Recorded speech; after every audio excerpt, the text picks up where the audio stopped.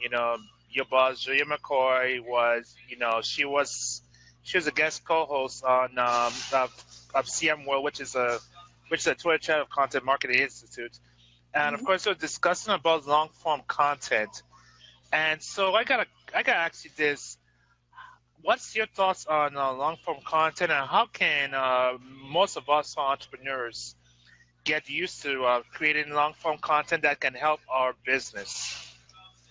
Yeah, that's a great question. So I've definitely seen the shift from short form to long form content. And what I always advise people when they, come to me, whether they have an agency or their own business or they're a solopreneur, and they ask, well, okay, I have a limited budget, and even if I'm making this content myself, time is money.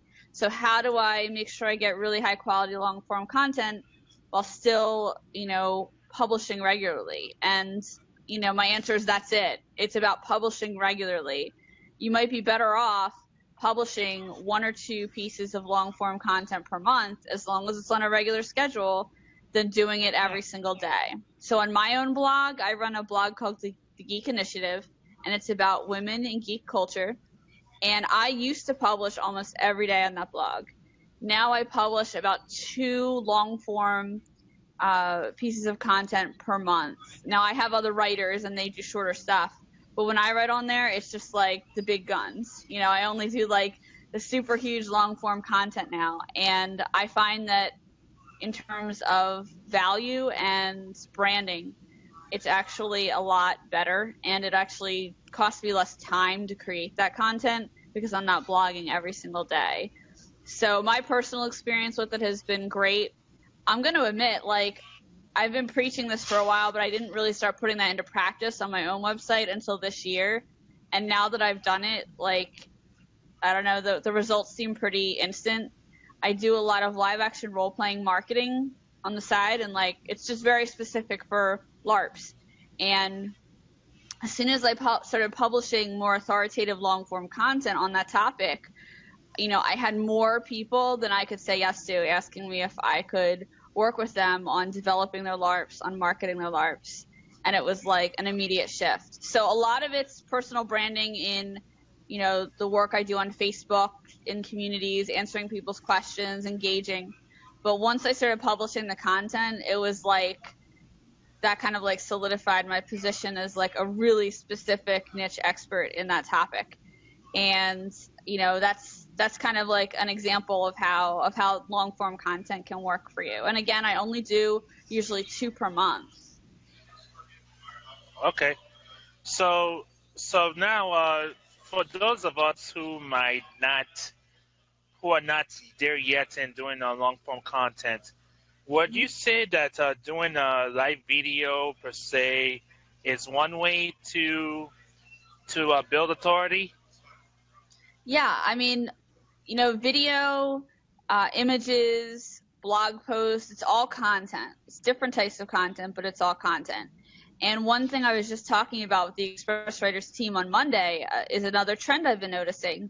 You've got to start thinking about all this stuff as content. It's different kinds of content, but it's content. So I'm going to be a better blogger than I probably will ever be a public speaker. I'm trying to get better with public speaking and doing more of this stuff, but I know that I'm a more natural writer. I'm a very good verbal communicator. I'm not as great with the spoken communication. And, we have to recognize that everybody has their strengths and weaknesses in content creation. Don't ask me to make you an image in Photoshop. It'll be a stick figure, right? So that's when I go to our wonderful designers on the Express Writers team and ask for things. It's very hard when you're doing it on your own because you can't do everything. And I'm really relieved for the content trend of having the big stock photo image as the header image for blog posts, because I can go to Pixabay and pull something relevant that's, legal to use, because I'm not a designer, and I'll never be a designer. So this way I can focus, on my own stuff. I can focus on the writing and I can focus on doing videos like this. But we're making long form content right now. This video is going on more than 15 minutes. It's going to be a piece of long form content that not only people can view live, but they can look at later. So you got to think about it in terms of what you're comfortable with, and you're creating long form content with this video that could be just as valuable as a blog post. And let me tell you, as your guest, it's an easier investment for me to say yes to hopping on a video chat with you for a while than it is for me to do a really well-researched long-form blog post when I'm already writing a whole bunch of those for my own website and for express writers and for our content partners. So being flexible with that long-form content when you're talking about networking with influencers can also be a really fantastic way to just get them to say yes. That's really awesome there. So here's a question to hear now.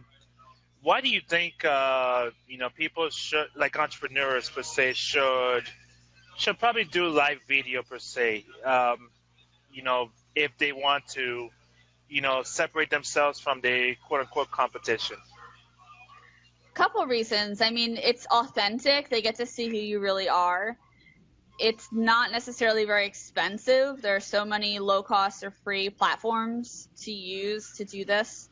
Facebook as a medium is pushing their videos and pushing their live videos, so you're going to get a little bit more exposure without having to pay for it if you're broadcasting live. It's engaging for your audience. You did something really wonderful at the beginning of our broadcast. You said if you have questions, go ahead and post them. It's interactive. People can respond to it, and they like that, and it gives you instant access. You're right in their face. You're right in front of the customer. You can talk to them and engage with them, and it doesn't have to be perfect. I think Blab, which I miss and talk about all the time, changed it. You remember Blab, right? That was the best. Yes. It changed things a bit because people started there was one marketing program where there's influencers started doing like wine on Wednesdays or something like that, or like marketing and beer. So it was like instantly, it was instantly professional, but also relaxed. So as a marketer who is really good at blogging, but really hesitant about video, I was like, oh, it's so easy that even I could just open a beer and talk about content marketing. Okay, sure. And it's accessible. And, they're not necessarily expecting like a super high production value piece of content when they're watching their video. They just want to know who you are, and they want to know who's behind the brand. Yeah, I definitely remember that show now. It's like, it was Jennifer Hoverstad, and I forgot who else. Others that was a part of that Blab show. And it's really amazing, though. It's the fact that, it was that platform that we got to discover many different, live streamers per se. And it's really cool. So here's a question here. Let's say, let me play a little advocate here. Let's say you're you're a blogger per se, and you feel like you don't need to. You feel like you have enough audience on your blog, and you might be opposed to doing live video or let's say a podcast. What would you say to that?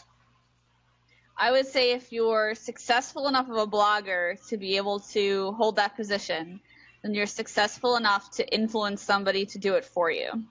So on my website, the Geek Initiative, I do, like I said, the long-form content.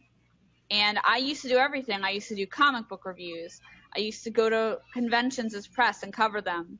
And now, you know how it is as an entrepreneur, you wear a lot of hats. So I'm wearing all these hats. Then I wear a lot of hats for Julia's company. And I'm also developing this whole LARP marketing thing on the side too, which is going to fall under the umbrella of the Geek Initiative. So I realize I can't wear all those hats or I'll just die of exhaustion. So what do? I think about how am I developing the Geek Initiative as a brand? Okay, the LARP marketing thing is part of that. Publishing is part of that. Running games at conventions is now more important to me and my personal brand than covering it as press. Because you know what? I have other people that are more than happy to go to, a Wizard World convention and cover that as press in exchange for the press pass. So my level of involvement with that is, hey, I have a reputable contributor ready to cover your convention. Can I get a press pass? It takes me 5 or 10 minutes to set it up. I'm done. I pass it off to an editor. So my advice to that blogger is, if you're really good enough as a blogger, then you know that you should stick to what you're good at or explore other areas that you're good at and good at learning. And if you're not interested in podcasting or video streaming, then find someone who is. And it's likely that you could even start by like asking someone as a favor. I, as an editor, have a lot of people who write for me, and you know, like, my site's turning a profit, but it's really hard to pay them. But as a creative, I believe you should pay your writer. And so if I can't offer them cash, I try to get them like a ticket to a convention or some merchandise, things to review. I spend a lot of time getting review copies for them, because that costs me nothing but time. The other thing I do is I find people in college who are promising writers, and then I mentor them. So I'm offering my expertise in exchange for their writing. And in exchange, you know, I'm getting better and better quality articles from them as time goes on, which is fantastic. I've mentored writers, section editors, and again, this isn't like a high profit site that I have, but when I thought about it, it is worth a lot. You know, one of my Facebook contacts posted recently, with the whole United Airlines debacle, they were like, if they paid you a 6-figure salary to manage their PR right now, would you do it? And I was like, I had to think, like, my personal brand, everything I built would completely lose credibility. Completely. And I thought about it, and I'm like, well, let me think about, you know, what I make per hour, what I make per year, and then think about how much time I've actually put into building my own website, building my own brand, all the hosting fees and all the other stuff, you know, that comes along with that. And I'm like, you know what? It actually, I would need like a solid guaranteed like 5-year contract before I would even think about taking a 6-figure salary from United. And it felt really good to say that. And as creatives and marketers, we don't always value ourselves as much as we should. And I have a huge problem with that. And that's one of the reasons that I love working for Express Writers. Our rates are set, and, you know, we generally don't get people that argue with us about each and every rate. It's more like, you know, we all know what we're getting paid, and the rates are set, the customers pay up front, and we give them what they pay for. And it's one reason I like working, you know, for Julia and working through an agency. And for freelancers out there, that's a really good reason to think about working for an agency, because sometimes, like, you don't have to worry about all of that stuff and these like intrinsic questions about your value if you work for an agency that pays you fairly. But yeah, I learned that question. Really, I learned a lot about how much I value my expertise versus, like, you know, it's on a big picture level, as opposed to, hey, how much would you charge to, you know, create a 2,000-word blog post? When you think about it on that high level, it's like, wow, I actually am worth like thousands and thousands of dollars. Whoa.